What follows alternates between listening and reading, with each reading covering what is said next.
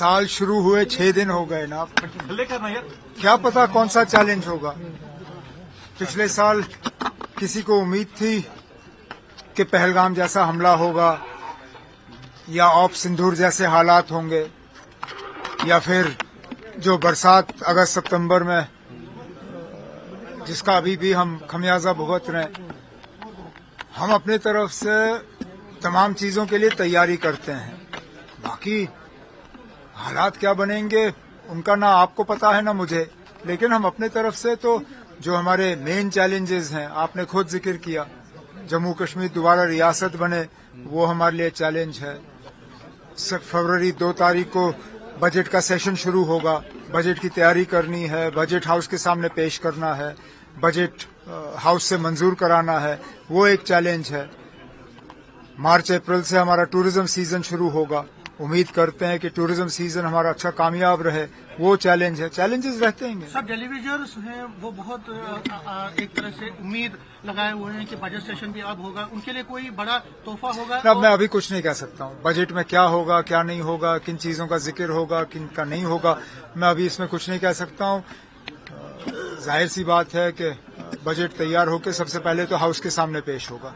Sir, एक BJP के एक बड़े नेता हैं श्यामलाल शर्मा, वो कहते हैं कि जम्मू को अलग से स्टेट बनाइए। अब लद्दाख को अलग यूटी बना के लद्दाख का बेड़ा गर्क तो उन्होंने कर ही लिया। अब अगर जम्मू को अलग करके जम्मू का बेड़ा गर्क करना तो करें, लद्दाख उनसे संभला नहीं, जम्मू को क्यों बिगाड़ रहे हैं वो। कहीं ना कहीं तो उनकी सियासत फेल हो गई है कि अब उनको जम्मू का स्टेटहुड जो है याद आया। जब बना रहे थे यही लोग बना रहे थे ना, बीजेपी वाले जब बना रहे थे 2019 में, तो तब क्यों नहीं बनाया। लद्दाख इनसे संभला नहीं, अब जम्मू को ये अलग करना चाहते हैं। किस बुनियाद पे? मजहब के बुनियाद पे। अब बाकी चीजें आप करिए, जम्मू कश्मीर को तबाह क्यों कर रहे हैं वो? एक तरफ से तो वो कहते हैं ना आपके जम्मू कश्मीर को जो है हम लोग जो है लोगों का ख्याल नहीं रखते, लेकिन तबाही करने में ये लोग लगे हुए हैं। रिजर्वेशन इशू पे आपका अभी तक नहीं हुआ सर, रिजर्वेशन इशू पे तो आप मुझसे क्यों पूछ रहे हैं ना। आप यहाँ से 2 किलोमीटर दूर लोक भवन है, जाइए वहाँ पूछ लीजिए। हमने अपना काम कर लिया। कैबिनेट सब कमेटी ने अपनी रिपोर्ट बनाई, रिपोर्ट को कैबिनेट ने मंजूरी दी, कैबिनेट का फैसला जो है वो लोक भवन भेज दिया गया है। अब एलजी साहब तक है, वो उसको मंजूरी दे ना दें। एमबीबीएस सीट पे दोबारा से आज भी संघर्ष समिति वाले प्रोटेस्ट कर रहे हैं। किस बात पे प्रोटेस्ट? किस बात पे? उन बच्चों ने मेहनत करके सीट हासिल की, किसी का एहसान नहीं था उन पे, ना मेरा ना यूनिवर्सिटी का।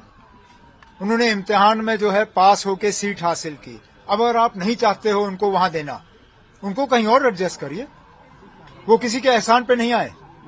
और वैसे भी मुझे लगता है आज वो बच्चे वहां पढ़ना भी नहीं चाहेंगे। जो हालत की है, मुझे नहीं लगता, अगर मैं उन बच्चों का माँ बाप होता मैं भी डर डर के उनको वहां भेजता। मैं तो कहता हूं ना भेजें उनको, मेहरबानी करके government of India, ministry of health जो है, इन बच्चों का हमारे किसी और मेडिकल कॉलेज में इंतजाम करिए, हम उन बच्चों को वहां पढ़ाएंगे।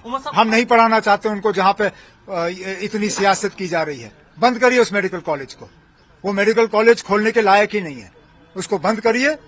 और ये जो बच्चे हैं इनको हमारे किसी अच्छे गवर्नमेंट मेडिकल कॉलेज में एडजस्ट करिए, हम इनकी तालीम का जो है बंदोबस्त करेंगे। हमें नहीं चाहिए इनका मेडिकल कॉलेज, बंद कर दो। उमर साहब, आपने कुछ देर पहले ट्वीट करा है, खिलाड़ियों को बधाई दी है, तो किस तरह से देखते हैं जम्मू कश्मीर के खेल को? ना, हम तो खेल को खेल ही देखते हैं।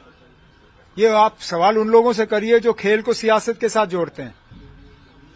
जब टीम को देखते हैं तो टीम के खिलाड़ियों के मजहब को देखते हैं, मजहब के अलावा इनको कुछ दिखता नहीं है। जब फुटबॉल टीम में मुसलमान ज्यादा थे तो उनको फुटबॉल टीम से एतराज था। जब क्रिकेट टीम में मुसलमानों की तादाद कम हो गई तो उनको क्रिकेट टीम से कोई एतराज नहीं। हर चीज में ये मजहब जो है उसको लाते हैं, तालीम में मजहब लाते हैं, खेल कूद में मजहब लाते हैं, खाने पीने में तो उन्होंने अब हद ही कर दी। अब रहा ही क्या? अब इसीलिए तब उनका कोई इश्यू चला नहीं, अब जम्मू को अलग करने में लगे हुए हैं। एक साल की आईपीएल से लेकर भी कंट्रोवर्सी हुई है जिसमें बांग्लादेशी खिलाड़ी को जो है बाहर भेजा गया है वापिस। बेचारे ना, उस खिलाड़ी का क्या कसूर? मैं मानता हूं, चलिए पाकिस्तान के साथ हमारे ताल्लुकात जो है बहुत ही खराब हैं। बांग्लादेश के लोगों ने हमारा क्या बिगाड़ा? बांग्लादेश के लोगों के साथ तो तब भी हमारे ताल्लुकात ठीक ही थे, अभी भी हैं। बांग्लादेश ने कोई आतंकवाद हमारे मुल्क में नहीं फैलाया, कोई हमारी तबाही या बर्बादी नहीं की, हमारे करीबी ताल्लुकात थे। अब उस एक खिलाड़ी को जो है उसको निकाल दिया, उससे वर्ल्ड कप पे असर पड़ रहा है। अब बांग्लादेश वाले कहते हैं वो हिंदुस्तान आके खेलेंगे ही नहीं, कहते हैं उनके मैच जो है कहीं और फिक्स किए जाएं, जो T20 वर्ल्ड कप होने जा रहा है। लेकिन हिंदू मारे जा रहे हैं, हिंदू मारे जा रहे हैं। तो इस खिलाड़ी का कसूर है। आप हुकूमत के साथ करिए ना, जो ट्रंप साहब ने वेनेजुएला में किया आप करिए बांग्लादेश में, अगर आपने करना है करिए। इस खिलाड़ी का क्या कसूर? ये तो खेलने के लिए तैयार था, उसकी टीम उसको निकालना नहीं चाहती थी। पढ़िए उनका स्टेटमेंट, उनको मजबूर किया गया था, उन्हें मजबूरन इस बेचारे को जो है वापस भेजना पड़ा। ना ये खिलाड़ी जाना चाहता था, ना इसको टीम वाले भेजना चाहते थे, ऊपर से दबाव आया और निकाल दिया इसको। किस लिए? और इसको निकालने से क्या बांग्लादेश के हालात ठीक होंगे? क्या हमारे रिश्ते उस मुल्क के साथ ठीक होंगे? नहीं होंगे, उल्टा और बिगड़ जाएंगे। तो फिर क्या बदला?